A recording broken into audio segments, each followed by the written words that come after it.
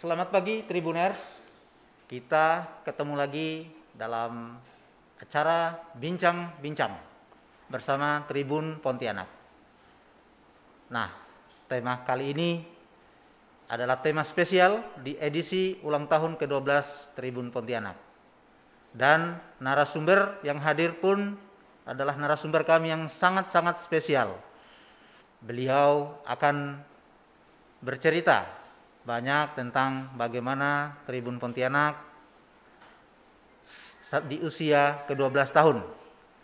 Baik Tribuners, kita perkenalkan narasumber kita pagi hari ini.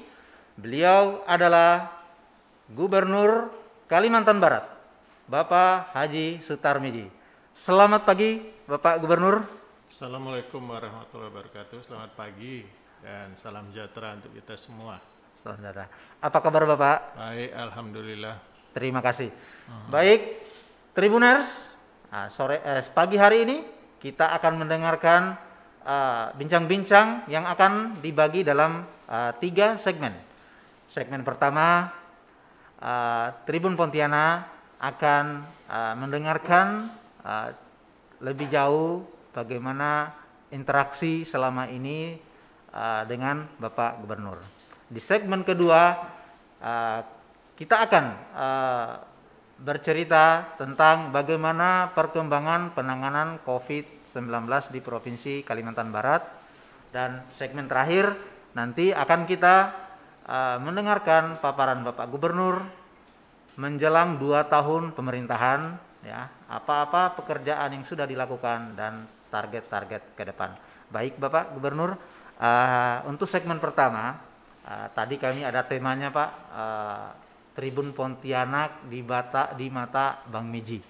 Nah Bapak, selama ini di usia 12 tahun, bagaimana Bapak melihat perjalanan Tribun Pontianak ini? Ya.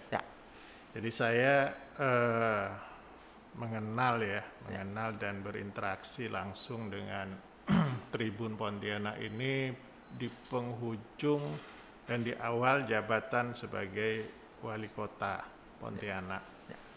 Nah, jadi saya ikuti terus dan banyak hal-hal yang positif dari pemberitaan Tribun untuk mencerdaskan masyarakat kita dalam menyimak berita. Nah, saya melihat layout satu media yang baik ya, sehingga pembacanya langsung bisa dengan gampang gitu untuk dari sisi bahasanya, mencerna dari sisi bahasanya, kemudian materi yang akan dituju, kemudian judulnya dan lain sebagainya. Nah itu saya lihat, sehingga saya selalu menyarankan di usia 12 tahun ini jangan mudah mengubah layoutnya. Ya, itu karena kadang pembaca sudah terpola gitu, sudah terpola. Kemudian jangan mudah juga ya menempatkan berita-berita yang menjadi headline dan sebagainya. Kemudian penempatan pilihan-pilihan berita-berita olahraga, berita daerah ini juga harus yang betul-betul menarik dari sisi manapun ya tinjauan pemberitaan.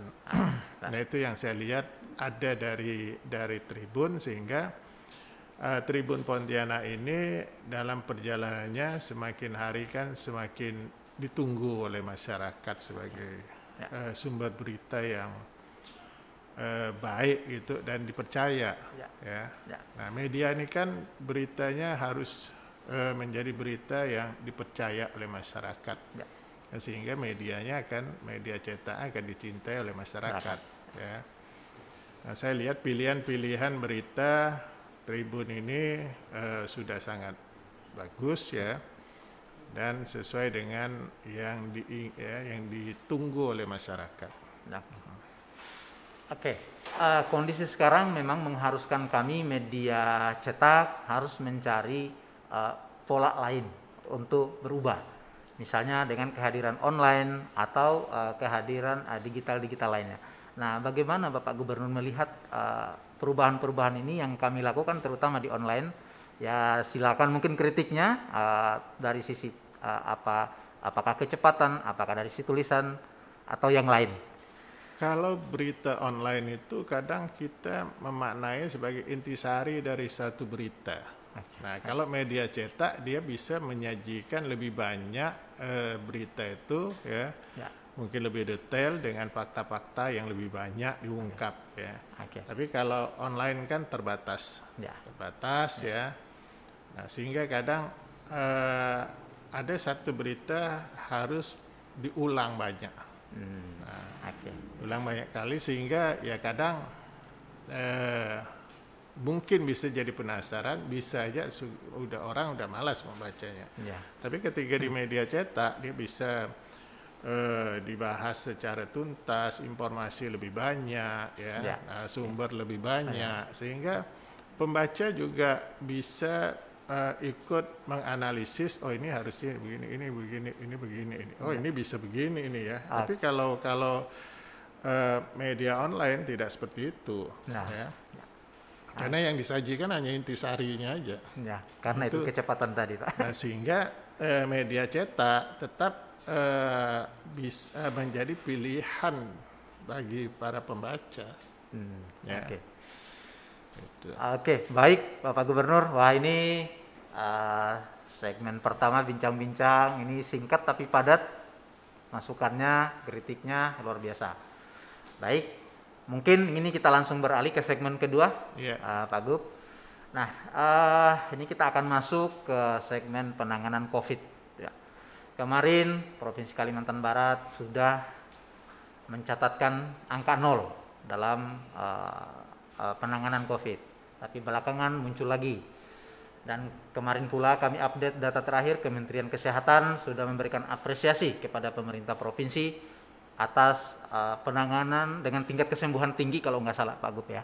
Dan Sekjen kemarin ke sini dan mengatakan bahwa Kalbar itu cukup dan menjadi contoh di Indonesia. Tapi belakangan muncul kasus baru. Nah, ini yang membuat kita juga agak kembali lagi ke was-was bahwa ini memang akan menjadi PR ke depan. Bagaimana Pak Gubernur melihat situasi ini, Pak? Ya, masyarakat kemarin psikologi masyarakat sudah cukup baik, sudah merasa senang kira-kira gitu tandang kutip, tetapi tiba-tiba ada lagi berita baru yang membuat kita lagi akhirnya kembali ke belakang. Bagaimana Pak Gubernur melihat munculnya kasus baru ini? Ya, jadi saya sebetulnya kasus-kasus baru ini tidak kaget ya, karena dari awal saya sudah sampaikan ya, kalau di kita flashback ke depan, ke belakang ya, saya sudah sampaikan bahwa pintu-pintu masuk ya seperti pelabuhan, udara dan laut itu harus diperketat. Nah, ternyata Dinas Perhubungan lengah di pelabuhan laut ya. Akhirnya tenaga kerja dari tengah ya datang. Tahu begitu kita lakukan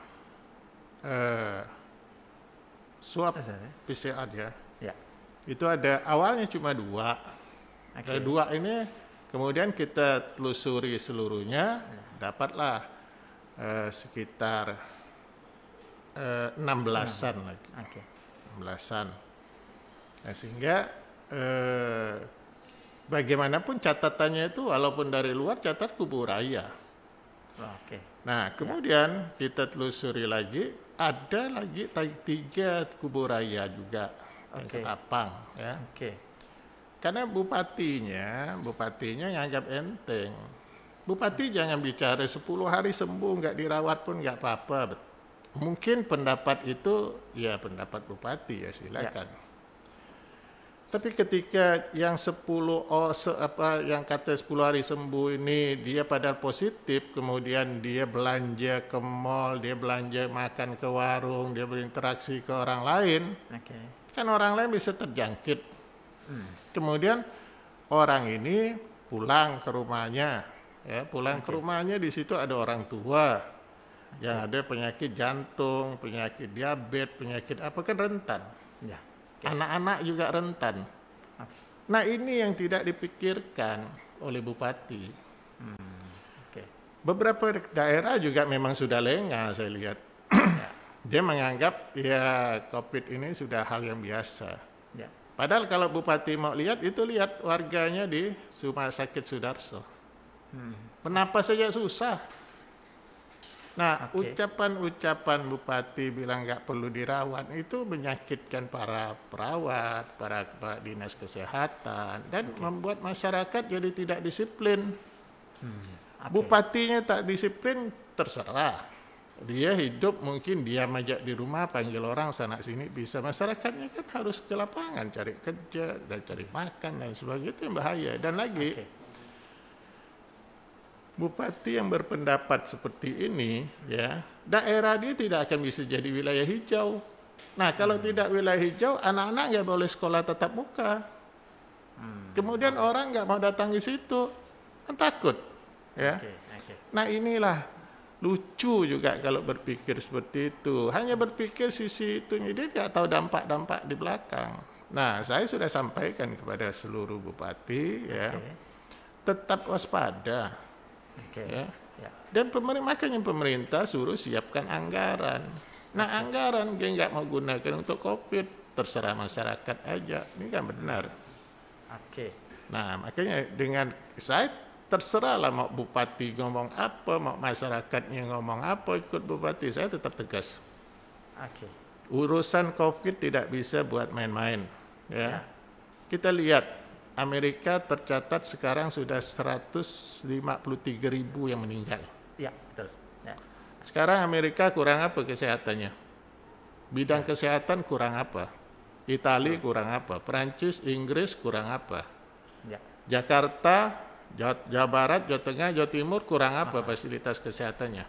Ya, semuanya kan bagus dibanding dengan kita, ya. Nah, jadi jangan dianggap remeh, ya.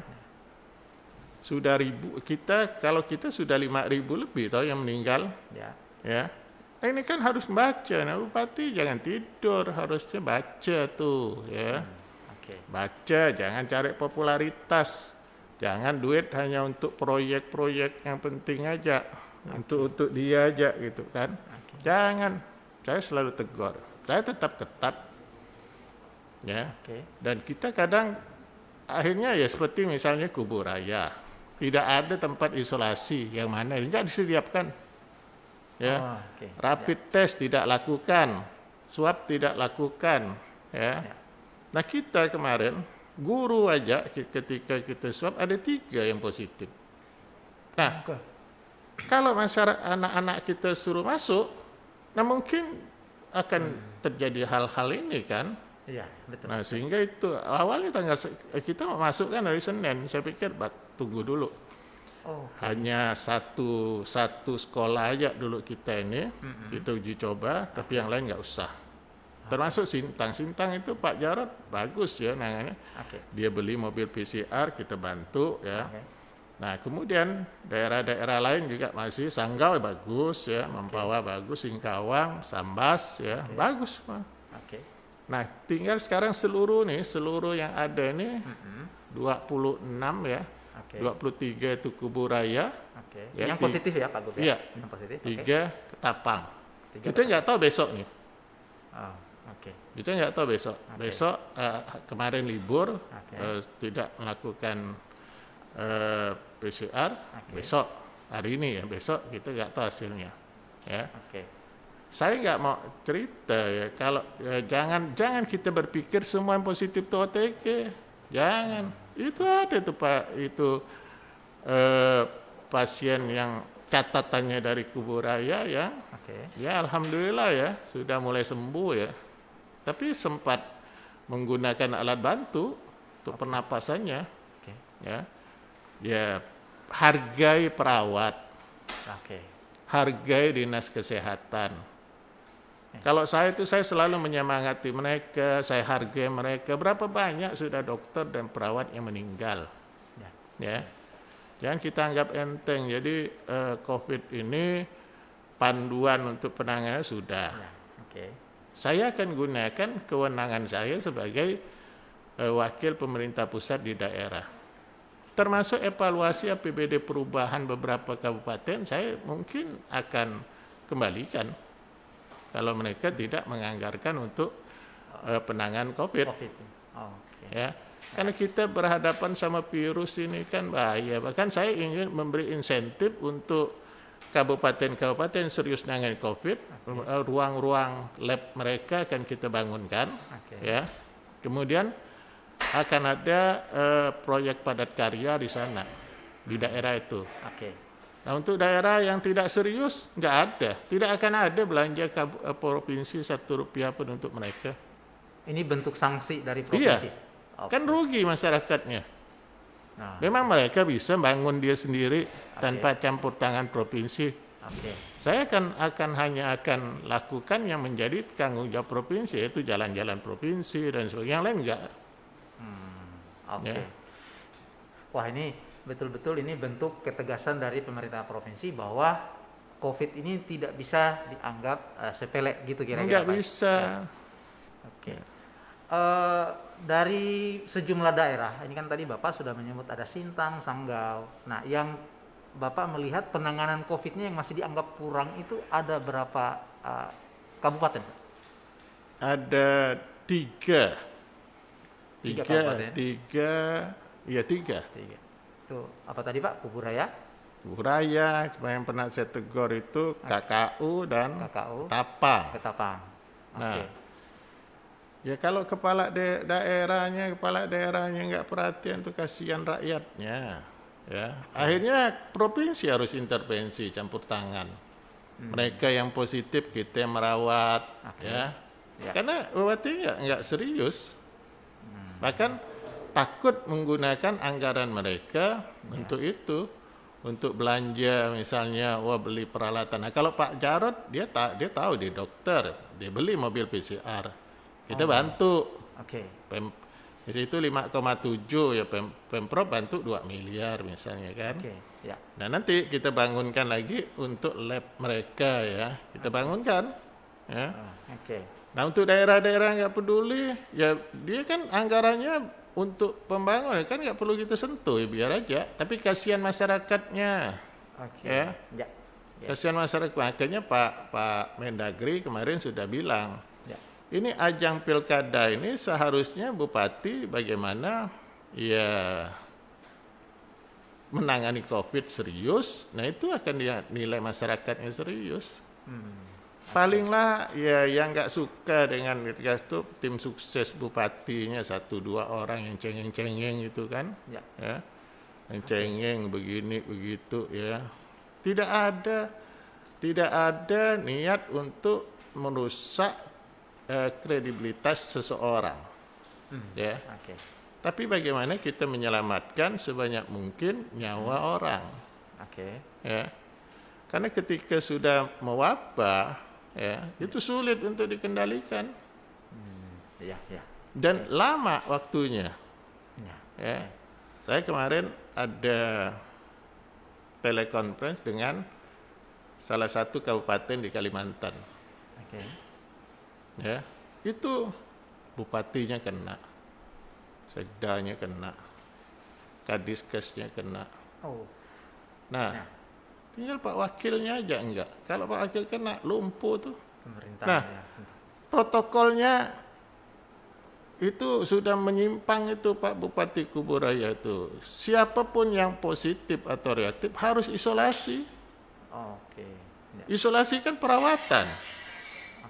Nah, ini dia bilang nggak perlu dirawat. Nah, ini sudah menyalahi protokol COVID. Nah, postingan yang kayak gini saya sudah sampaikan ke menteri, yang kayak gini yang merusak. Ya. Nah, kalau saya menghargai perawat, saya menghargai dokter yang sudah ini ya. Dikira dokter senang tuh orang yang positif COVID dirawat di rumah sakit. Mereka juga pasti ada rasa was-was, rasa takut, karena banyak juga yang terpapar dan meninggal kan itu. Nah, jangan dianggap sepele lah. Jadi jangan ada kepala daerah yang menganggap sepele. Saya pantau terus dan saya pastikan ya, tidak akan ada tuh belanja anggaran APBD untuk daerah mereka. Nah, kita lihat terserah aja mau jadi apa dia, kan? Yang rugi kan masyarakat. Ya, intinya sepanjang APBD tidak mencantumkan COVID, pasti Pemprov akan mengambil sikap. Saya akan tolak. Wah, Tribuners, ini cukup menarik bincang-bincangnya. Oke, baik Bapak. Jadi kan tadi sudah dipaparkan panjang lebar. Sekarang kan ada masalah lain juga di luar itu tadi, misalnya pendatang dari luar mau masuk, Pak. Kalau di bandara mungkin ya betul kita masih ketat mengawasi karena pintunya jelas di situ. Tapi kalau di laut, Pak, ini kan butuh kebijakan yang ekstra kalau seperti ini. Nah, ini gimana nih Pak menyikapi mungkin yang datang masuk Kalimantan Barat? Ya, selain kita ketat di pelabuhan, ya, kita lihat juga. Nah, ketika ada satu kayak proyek besar ya, kalau di Kalbar ini rata-rata datangkan tenaga kerja dari luar. Ya. Nah, kita tracing mereka, kita periksa. Kalau ada, ya kita telusuri dari mana dia masuk. Ya. Nah, kalau di pelabuhan resmi nggak apa-apa. Kalau di pelabuhan ya pelabuhan nama dermaga untuk kepentingan sendiri DUKS itu, ya. Nah, kita akan perketat, ya. Kita akan perketat. Tapi kayaknya lewat ya kapal Roro lah itu ya, saya yakin saya. Nah, kalau saya udah minta juga kepada KSOP ya, Sabandar, pelabuhan, untuk memperlakukan protokol seperti di pelabuhan udara. Harus ada surat itu, ya. Jangan sampai kita ini menyebarkan penyakit dari satu daerah ke daerah lain. Ya. Kita tidak tahu apakah COVID ini jenis virusnya sama, ya. Karena kita lihat tingkat kematian yang di Jawa itu cukup tinggi dibandingkan yang di Kalimantan, ya. Nah, ini juga harus kita perhatikan. Ya. Harus kita perhatikan juga. Jadi seluruh aspek kita ini kan. Ya, kecuali ya pemimpin yang enggak punya otak dan tak mau menggunakan otaknya, yang tidak beranggapan bahwa COVID ini bahaya. Baik Bapak. Ini kan juga kemarin misalnya dalam kasus terbaru di sana juga ada andil dari para pencari kerjanya. Ini misalnya kontraktor. Ini mencari tenaga kerja di luar. Nah, apakah mereka ini ada kewajiban sebenarnya melapor atau apapun kepada tempat tujuan, misalnya kami mau datangkan pekerja dan ini clear, misalnya ada hasil tesnya, apakah memang harus seperti itu atau seperti apa, Pak? Harusnya iya. Harusnya dia melaporkan itu, ya. Tapi kabupatennya kan nggak peduli, ya. Nah, kalau misalnya ada tenaga kerja dari mereka, dari kabupaten, kenapa harus datangkan dari luar? Ya, apa mau jadikan itu penonton misalnya kan? Harusnya yang boleh masuk dari luar, yang kira-kira memang dari sisi teknologinya memang memerlukan mereka, kan itu. Jadi izin tenaga kerja ada semua, tinggal ini kan kewenangan ada di kabupaten kotanya, ya. Nah, harusnya seperti itu, harusnya teliti. Nah, tapi kalau Pemdanya tidak peduli dengan COVID, ya dibiarkannya aja, ya. Kan itu. Kita jangan mau diatur pengusaha. Intinya saya nggak mau diatur pengusaha, tapi bagaimana kita mengatur mereka, kemudian hak-hak mereka untuk berusaha kita percepat urusannya. Tapi mereka jangan ngatur kita, jangan kita mau kita datang misalnya satu tempat hanya untuk ya seperti mengatakan nggak ada masalah dan sebagainya, itu kan bahaya. Ya. Jadi ini kan sudah terjadi Pak di lapangan. Nah, ini bagaimana Bapak komunikasi langsung mungkin ke Pak Bupati atau seperti apa misalnya dengan kejadian ini, atau memberi semacam Bupatinya beranggapan begini, karena dianggap OTG, nggak perlu dirawat, nggak perlu apa, nanti sembuh sendiri. Hari ini saya suruh kembalikan ke Kuburaya. Yang 26 orang itu saya suruh kembalikan ke bupatinya. Kalau perlu antar di rumahnya. Ini yang OTG tadi nih. Iya. Kan bupati nganggap nggak apa-apa. Nah, sekarang saya antar di sana di rumah dia. Kalau perlu saya bilang. Nah, berani nggak dia bersalaman? Jangan rakyat dibiarkan dengan bahaya, tapi dia enak-enak tidur. Gimana itu? Kan nggak benar. Kan? Oke. Ya. Dia Jadi bilang posisi yang 26 tadi ini ada di saya mana? suruh ada di UPLKes kita. Oh, UPLKes, oke.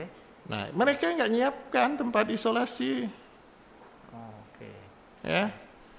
Nah, akhirnya saya bilang ya udah, oke, kita kembalikan ke bupati. Karena dia bilang anggap nggak perlu dirawat.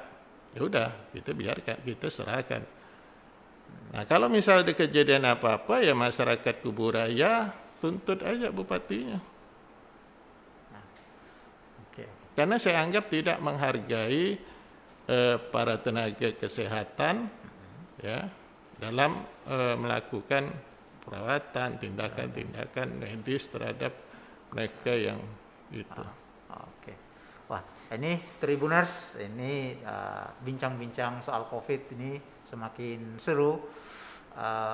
Dan ini akan kita gali lebih jauh bagaimana daerah-daerah lain di luar yang sudah kemarin kasus-kasus yang ditemukan. Nah, untuk kasus itu mungkin sudah kita ketemu, sekarang tinggal bagaimana cara penyelesaiannya, Pak. Oke, untuk di Kota Pontianaknya sendiri, Pak, perkembangan sejauh ini, karena sekarang kan boleh dikata mungkin sudah nggak ada yang positif, Pak, yang dirawat ya kalau Pontianak. Nah, ini Bapak melihatnya sejauh ini seperti apa untuk Kota Pontianak? Pontianak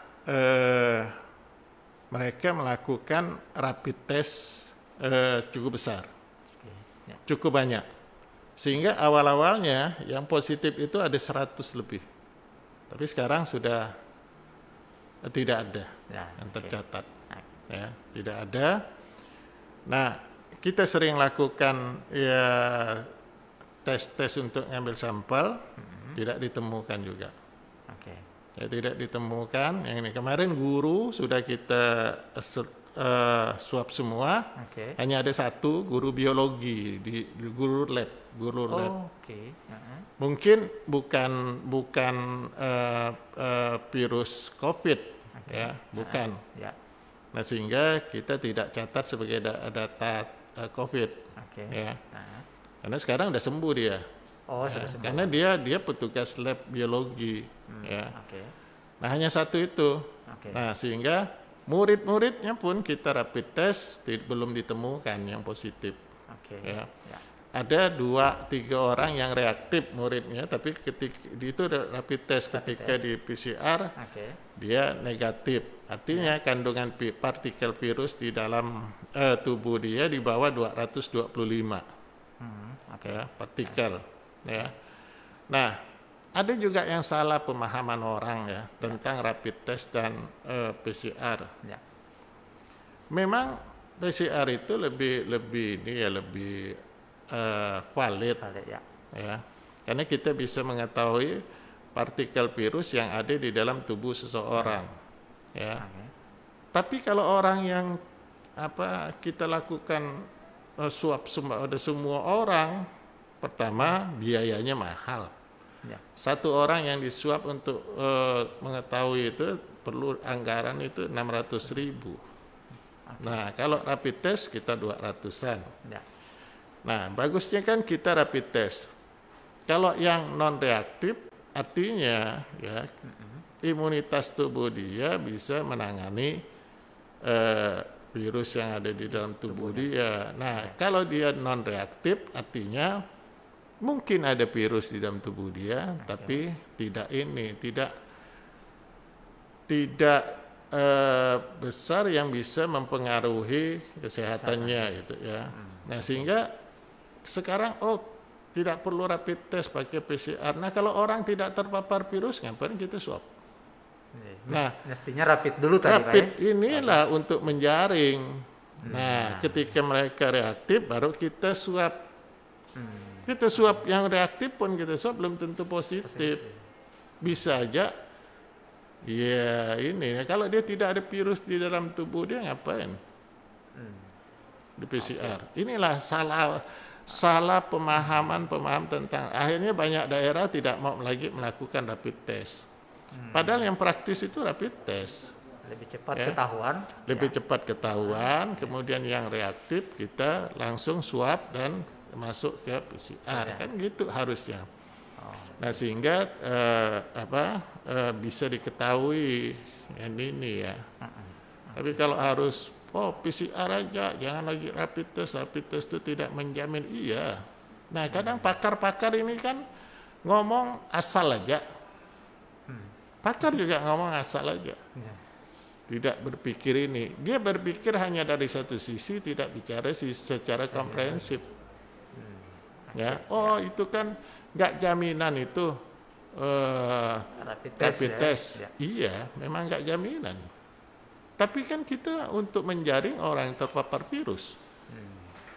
Nah, apakah virus yang terpapar itu virus COVID atau tidak? Ya, swab PCR. Nah, kan itu harusnya. Nah, itulah yang saya lakukan di Kalimantan Barat.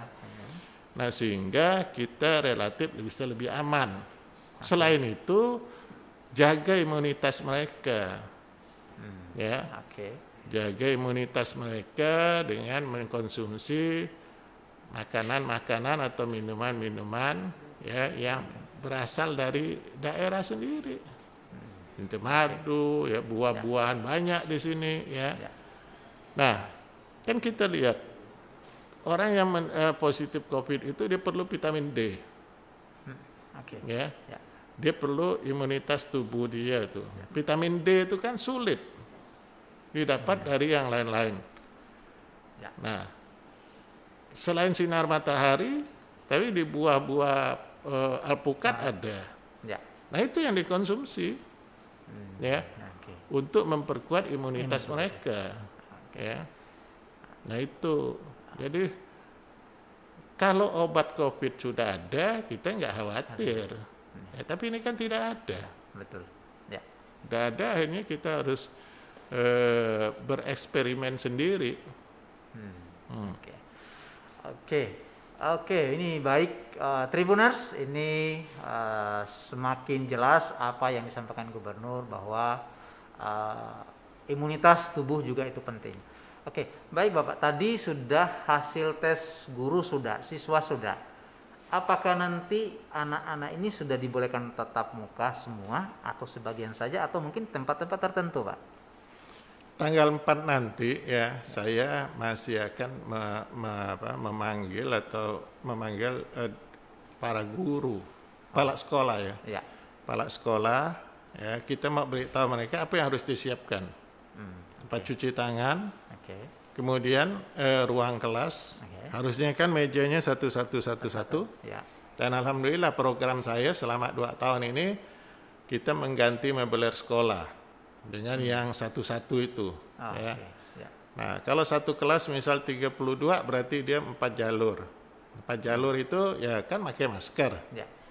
Nah, dia ngaturnya bagaimana, mungkin jalur 1 lepas masker 5 menit, kemudian pakai lagi jalur 2 5 menit, begitu terus siklusnya kan harus diatur.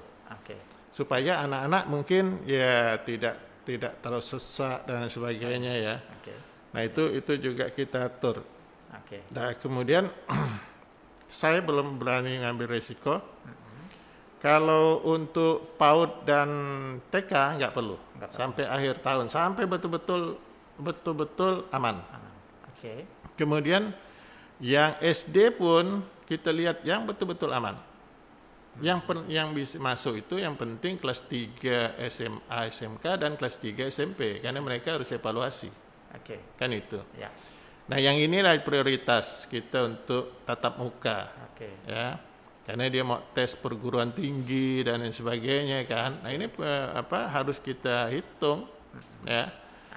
Nah, tapi kalau untuk kelas 2 enggak apa-apa dulu. Ya, sampai mungkin September atau Oktober ya, tapi kalau untuk kelas 3 itu pun hanya untuk di zona hijau. Zona hijau. Kalau zona oranye, kuning, apalagi merah, jangan dulu. Jangan dulu, jangan dipaksakan gitu. Karena kalau sudah ini anak-anak kita rentan, karena SD itu masih rentan. Ya, kalau SMP mungkin imunitas mereka sudah semakin baik, ya SMA juga baik. Ya. Nah, itu pertimbangan kita. Jadi tanggal 4 nanti kepala sekolah semua kumpul Pak ya. Kita kumpulkan terutama SMA, SMK ya. Kalau yang lain kan urusan bupati, wali kota ya. Nah, kita sampaikan yang harus mereka siapkan ini ya. Nah, silakan coba dulu untuk kelas 3 ya. Nah, setelah itu baru kita lihat mungkin kelas 3-nya kita istirahatkan dulu seminggu, masuk kelas 2, kelas 2-nya kita rapid test semua ya. Nanti baru masuk lagi kelas 3, kelas 1-nya. Nah, seperti itulah. Oke, tahapannya. Nah, ini kan berarti Pak, kalau misalnya kita ada rapid test, ini kan kita butuh alat yang cukup banyak. Nah, ini stok provinsi masih cukup banyak nggak Pak ini untuk kalau rapid test kita bisa beli, nggak ada masalah. Yang penting kan ya anak-anak bisa terjamin bahwa dia tidak menularkan satu dengan yang lain, kan? Nah, kalau lab PCR kita, alhamdulillah sekarang sudah semakin bagus ya. Bahkan kadang nggak ada yang harus diperiksa. Dan ini yang di Untan itu Pak ya? Untan ya. Karena Sintang sudah punya sendiri. Sintang. Kemudian beberapa kabupaten itu sudah ada juga TCM itu. Ya. Artinya ini akan mengurangi juga beban provinsi akhirnya nanti Pak ya, ini kira-kira. Jadi ada alat tes cepat molekuler itu TCM itu yang sudah diberikan oleh Kementerian Kesehatan kepada daerah-daerah. Sambas ada, Singkawang ada, kalau nggak salah saya Landak, Sanggau, Sintang ada. Dan makanya kita mau buatkan mereka ruang labnya, ya. Nah, supaya nanti ya swabnya di situ aja di tes ini ya PCR-nya, jangan lagi ke Pontianak. Wah, ini artinya mudah-mudahan ini semua berjalan sesuai rencana. Baik Tribuners, sebelum kita lanjutkan ke segmen ketiga, kita ikuti dulu pesan-pesan berikut ini.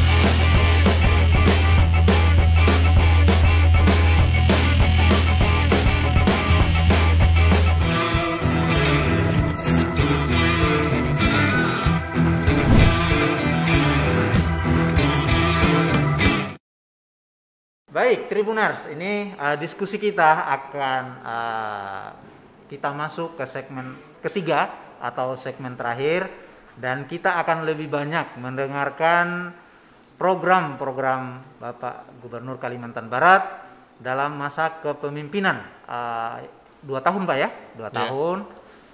Tentu sudah banyak yang sudah dilakukan, apa saja. Dan mungkin kendalanya, apalagi mungkin sekarang kita dalam pandemi COVID, banyak program-program yang tadinya harus kita selesaikan dan terpaksa anggarannya kita alihkan untuk COVID. Nah, baik Pak Gubernur, ini sudah di 2 tahun kepemimpinan. Dalam perjalanan 2 tahun ini Pak, program yang sudah berjalan dan kendalanya yang ditemukan, program apa saja Pak? Yang tentu ini akan mungkin akan makan waktu, tapi nggak apa-apa, mungkin disingkat-singkat saja Pak di setiap bidang, apakah itu pendidikan, apakah infrastruktur. Silakan Pak. Pada dasarnya ya RPJM kemudian Renstra saya ya masa saya nih 5 tahun itu berjalan sebagaimana mestinya ya. Sebagaimana rencana kita ya.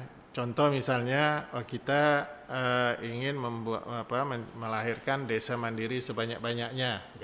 Sekarang ini sudah ada kurang lebih dari 1 awalnya masuk, sudah ada 214. Target kita 5 tahun itu 425. Nah 2 tahun ini kita sudah mendapatkan 214. Wah, lebih dari setengah lah. Ini sudah merupakan prestasi yang baik ya.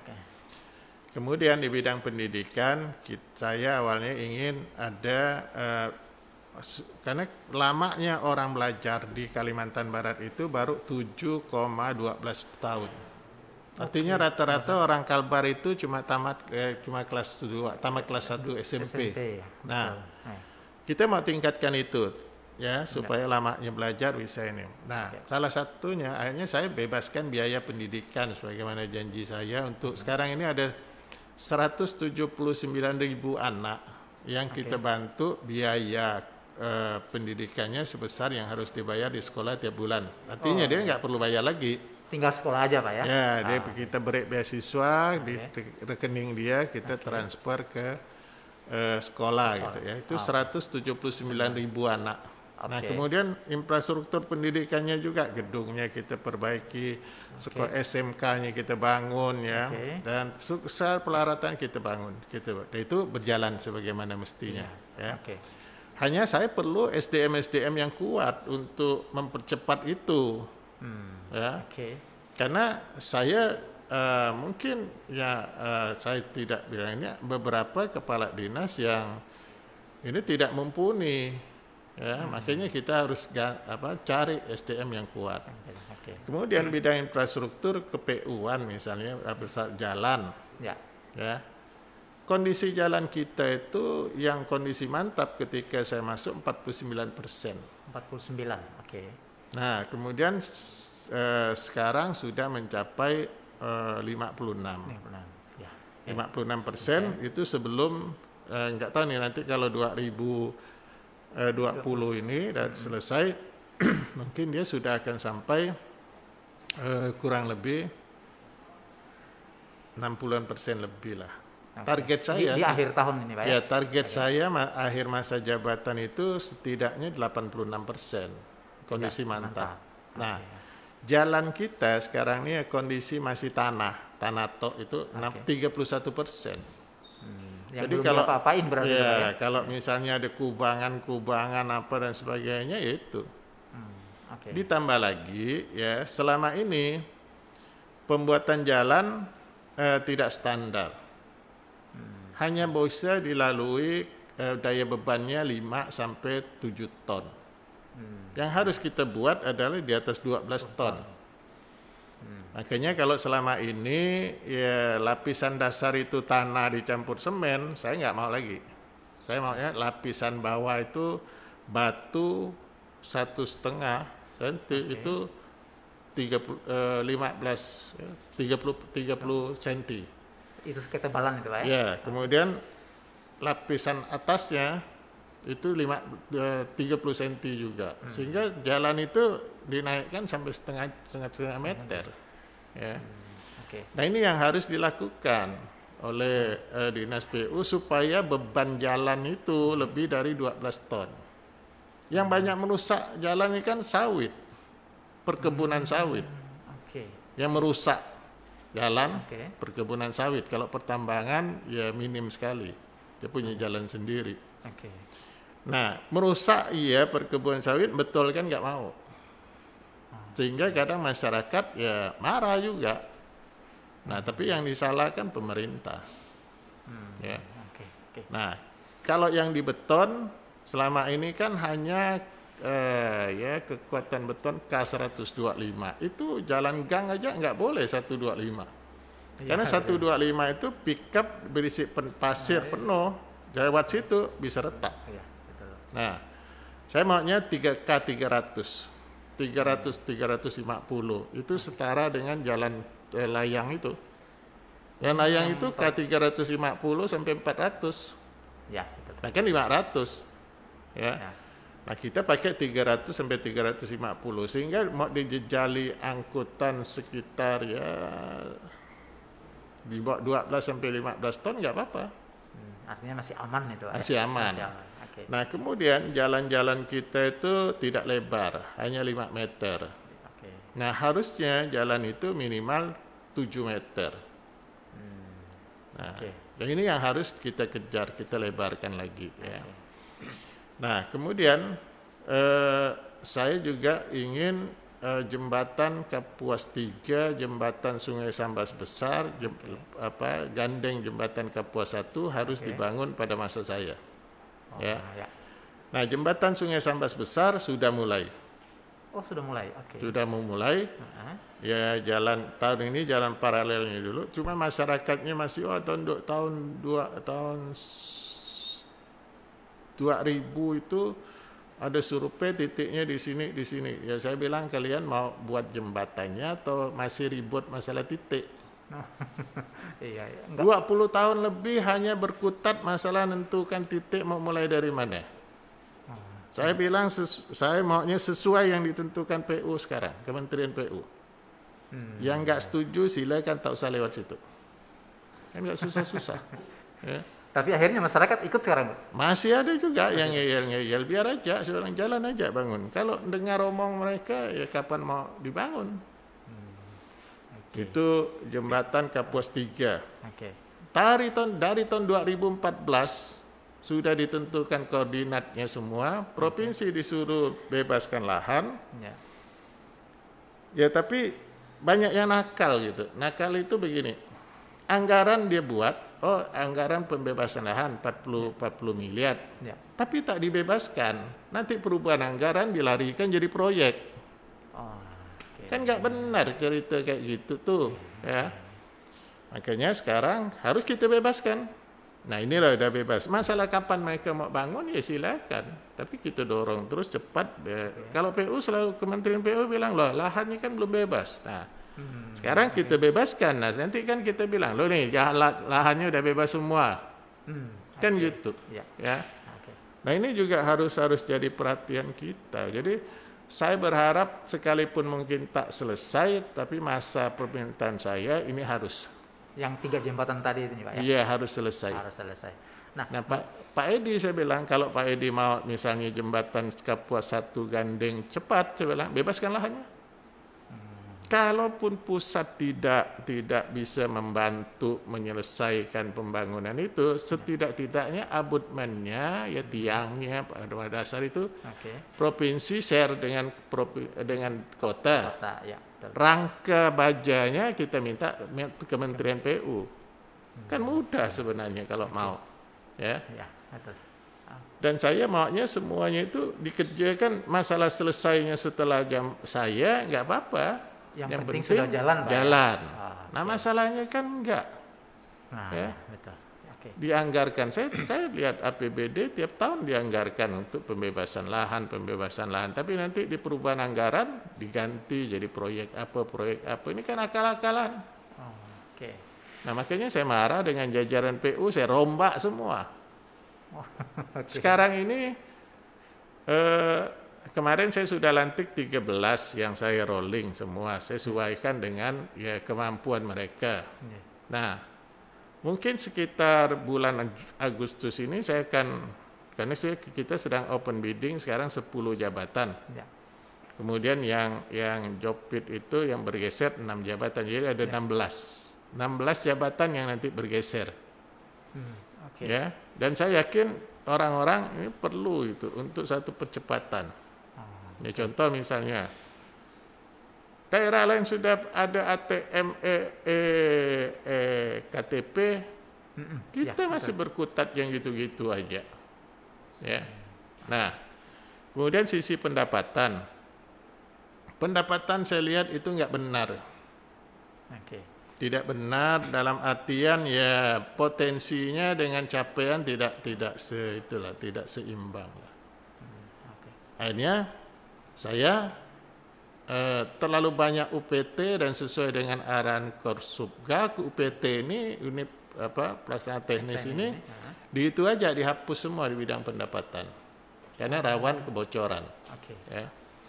Akhirnya saya hapus 8, tinggal 7. 8 UPT yang dihapus. UPT 8 tinggal 7. Nah, Dewan kritik saya kan, saya bilang. Nah, faktanya kan pendapatan kita dalam 2 tahun saya pemimpin ini ada peningkatan dari 1,7 miliar sekarang sudah mencapai 2,4. Artinya 2 tahun bisa meningkatkan pendapatan asli daerah ya. Itu 700 miliar. Nah bagaimana caranya? Saya bilang gampang. Saya bilang kita kasih tahu aja yang bandel-bandel saya serahkan kepada aparat penegak hukum. yang ngemplang-ngemplang itu, yang ngajak kong kali kong dengan wajib pajak, saya akan sampaikan, saya akan serahkan. Nah ini seluruh unit pajak dan pendapat retribusi Pemprov saya sudah serahkan kepada Korsubga KPK. Silakan mereka ini ya, mereka untuk ini aset-aset juga silakan teliti ya, yang kira-kira menyimpang peruntukannya, kira-kira menyimpang pemanfaatannya, menyimpang dalam penguasaannya, tidak ya. Kalau saya gitu aja, saya nggak ada kepentingan apapun dari itu ya, ngomong-ngomong apapun ya silakan, yang penting ya kita jalan sesuai dengan aturan. Itu tadi infrastruktur Pak. Ini saya ada satu garis bawahi mungkin Kapuas 3 Pak ya. Karena memang itu sangat penting melihat kondisi kemacetan yang ada sekarang. Nah, kami kemarin sempat ke lapangan Pak. Ya kira-kira menelusuri ketika ada pengumuman itu akan dilanjutkan. Nah, harga tanah sudah mulai berubah-ubah Pak di sana Pak. Enggak. Nah, ini bagaimana nih Pak menghadapi mungkin ada spekulan tanah di sana yang masuk Pak? Saya ada satu pulau di situ, yang di situ ada jalan. Saya bilang di situ itu tanah negara, nggak ada yang boleh menguasai. Oh, ini pulau yang ada di bawah itu Pak? Iya, saya nggak mau ganti, saya bilang, karena ada satu yang menguasai. Nah sekarang saya sudah larang Kabupaten Pontianak untuk mensertifikatkan, nggak boleh. Lalu yang di desa yang di Sungai Itik itu, kalau nggak salah ya, Keburaya memberikan SKT buat mengetahui pernyataan tanah. Nggak boleh, karena wilayah itu wilayah Mempawah. Jadi pulau itu wilayah Mempawah. Ada kemarin 195 permohonan dan sudah ada warkanya. Saya bilang jangan ditandatangani, tandatangani saya lapor.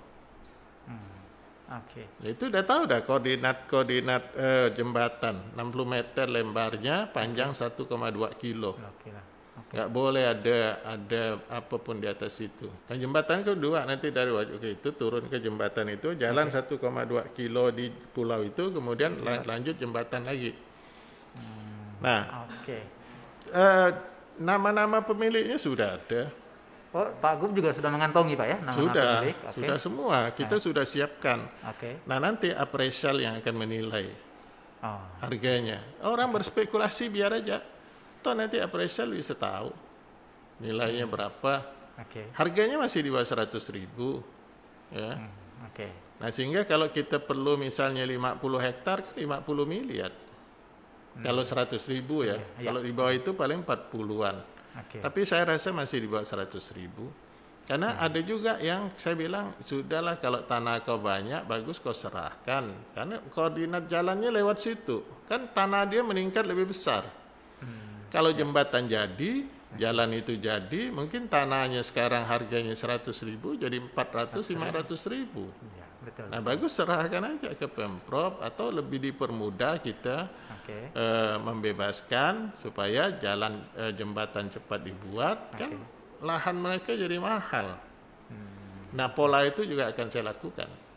Ya, kita lakukan pendekatan, karena dari daftar nama-nama itu ya orang-orang yang ya inilah ya, yang apa ya, bisa berpikir untuk ya bahwa itu investasi lah kalau ini dibangun ini. Kan masyarakat kan nggak mau tahu, pokok tanah dia biar sejengkal ganti. Nah kalau orang yang berpikir untuk berapa peningkatan aset dia ketika jalan itu jadi, dia kan berpikir oh saya kasih aja gitu kan. Oh terserah pemerintah mau bayar berapa kan gitu. Ya.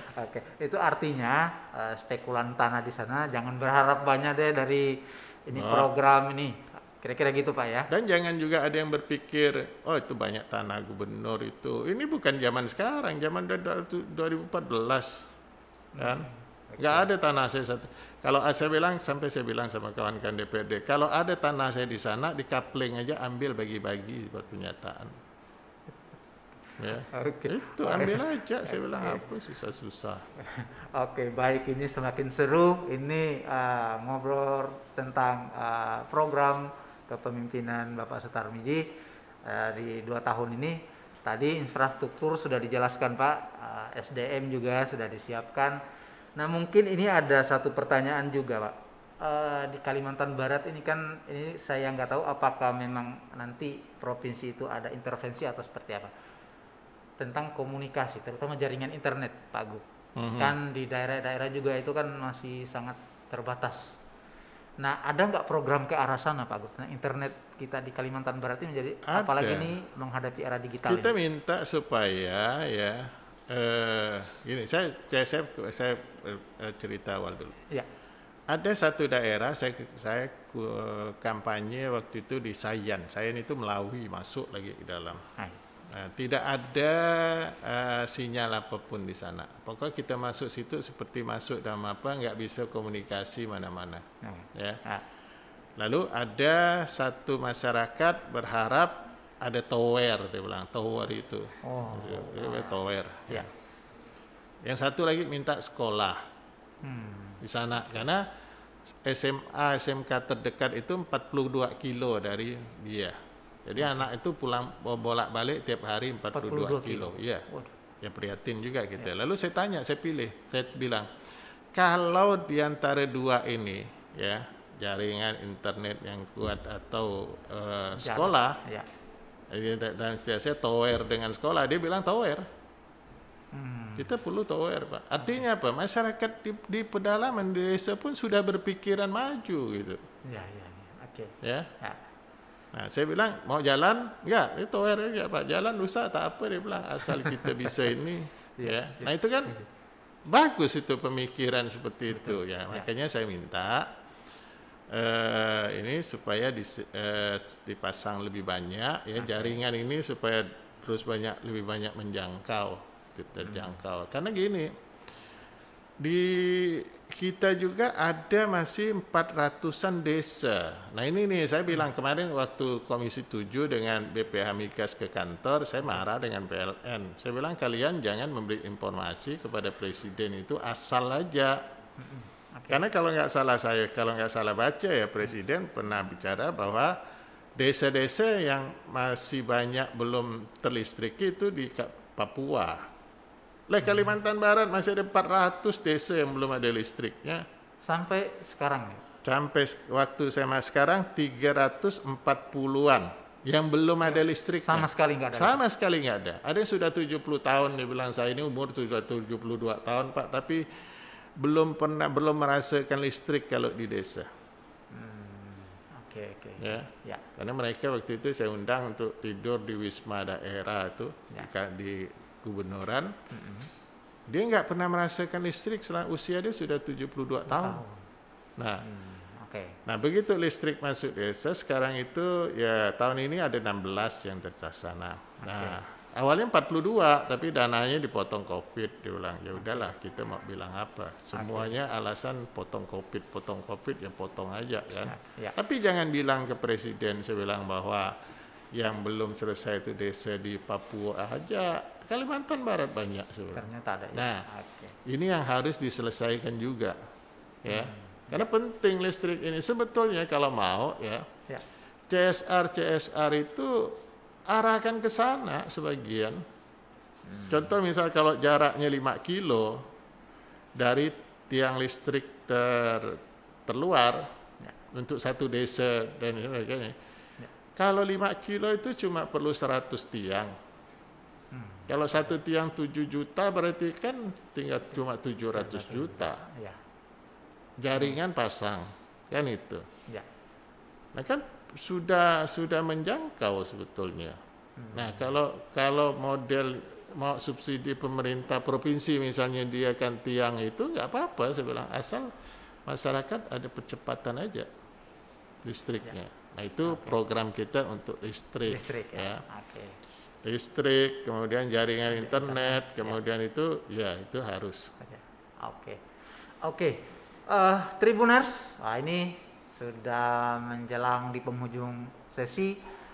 Ini ada yang menarik Pak Gubernur karena di perjalanan kita dihadapkan dengan persoalan COVID sehingga itu banyak menyedot biaya. Tentu ini akan berpengaruh dengan program-program Pak Gubernur ke depan. Nah ini bagaimana ini nanti Pak menyiasati ini nanti, karena sudah pasti COVID ada anggaran, sementara yang lain juga harus dibangun. Ini kan butuh strategi. Apa yang sudah disiapkan Pak Gubernur? Ya, salah satu saya masih ada satu lagi Mbak, yaitu kesehatan. Yaitu kita ingin membuat rumah sakit Sudarso itu gedung baru 2 lantai, dua gedung masing-masing 6 lantai. Cuma beberapa kali tender itu ya batal karena begini, ada perusahaan BUMN yang dari 99 miliar pagu tawar 79. Saya bilang jangan, bahaya. Ya. Saya nggak tahu logika dari mana gitu bisa dibuang sampai 20 miliar, 20%, ada 18%, ada 12% buang. Ini kan rawan kita ya. Ini gedung, jangan sampai ya kita menanggai masalah. Saya maunya ada rumah sakit yang representatif. Ya. Begitu masuk saya benahi semua rumah sakit itu Sudarso itu. Kita punya peralatan untuk kateter jantung ya. Enggak.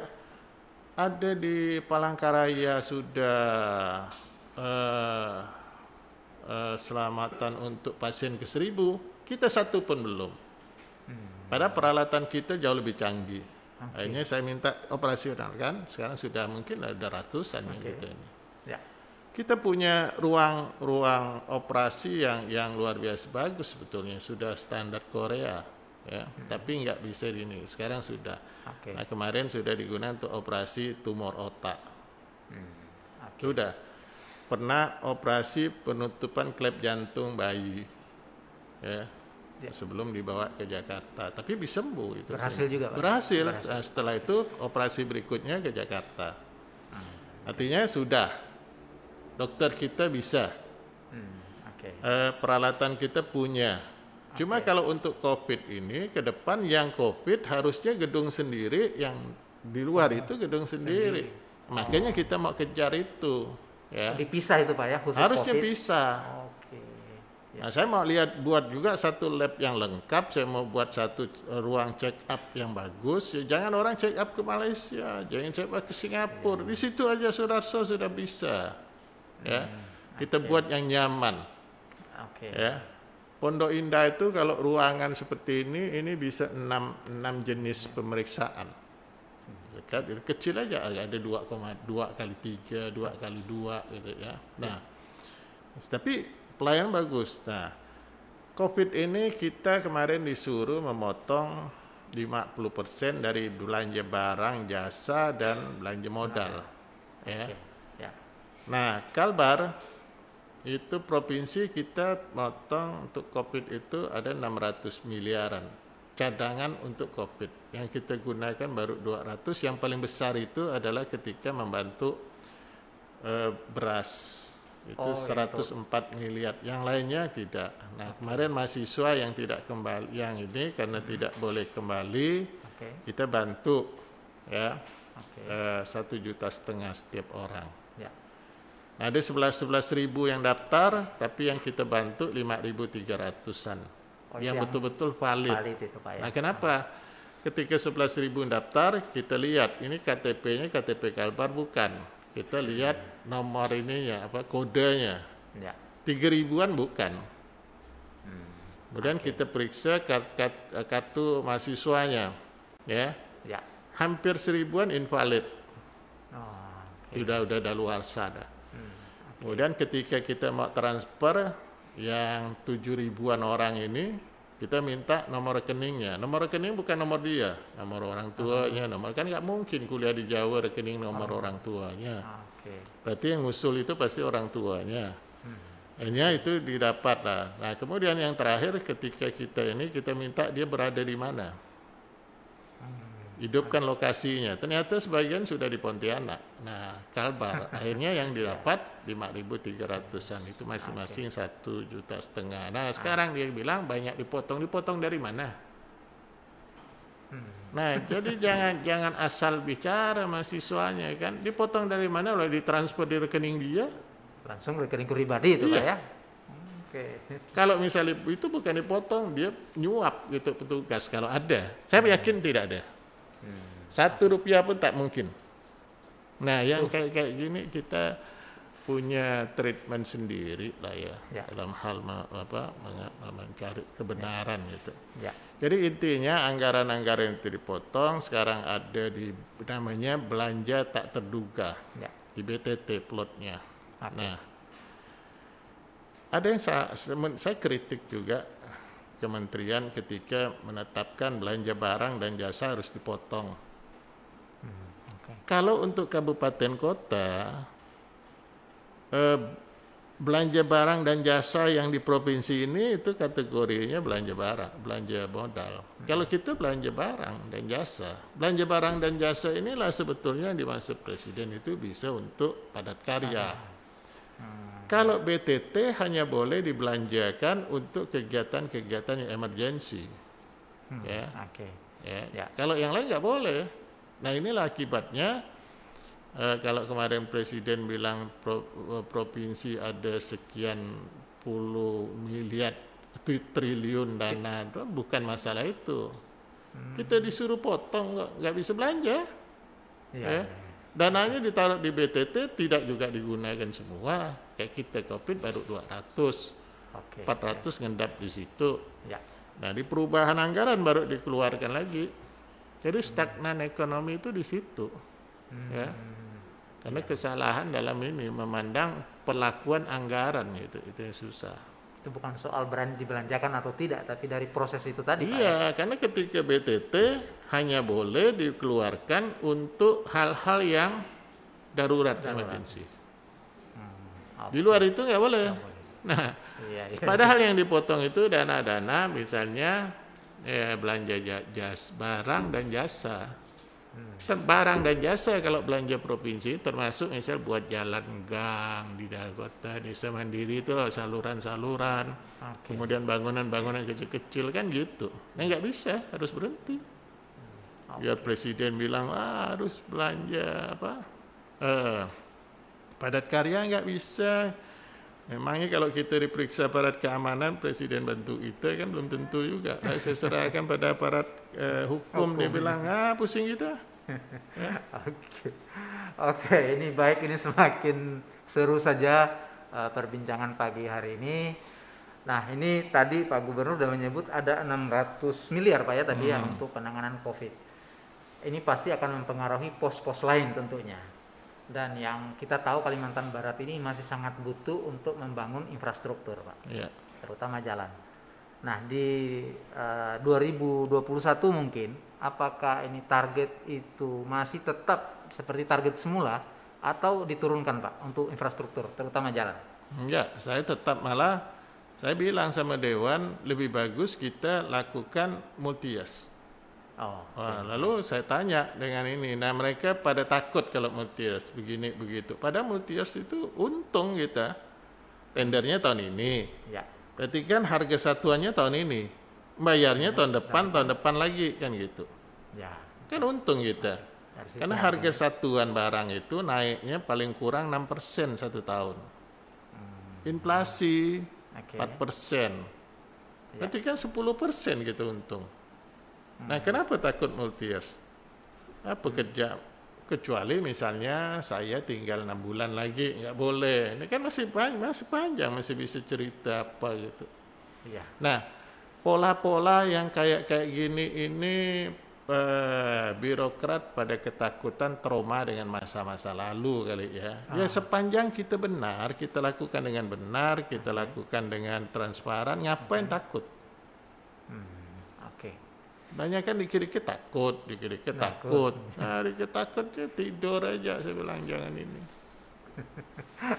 Ini luar biasa Pak Gubernur. Lalu ada nggak keinginan Pak, misalnya untuk meminjam, sekarang kan lagi seperti DKI kemarin meminjam lewat PTSMI itu Pak, sarana, atau Kalbar ada arah ke sana? Saya nggak mau pinjam. Nggak mau pinjam. Lebih bagus kita lelang aset yang nggak dipakai aja. Kenapa? Karena ketika aset itu misal di daerah-daerah strategis nih. Nah, daerah ekonomi misalnya pertumbuhan ekonomi ya di situ. Kita biarkan aset kita di situ dipakai juga enggak. Kan kalau pemerintah paling kantor. Kan? Kantor udah. Nah, bagus ini ya nilai lelang. Udah. Oke. Atau berikan HGB di atas HPL. Oke. Supaya dia bisa bangun, mungkin bangun restoran di situ, mungkin bangun hotel di situ, mungkin bangun apa, kan investasi. Oke. Nah, saya lebih pilih itu. Lah, aset pun banyak-banyak tersebar kemana-mana, tidak dijaganya juga mahal. Ya, kalau diduduki masyarakat nanti gimana? Nah, saya lebih bagus itu.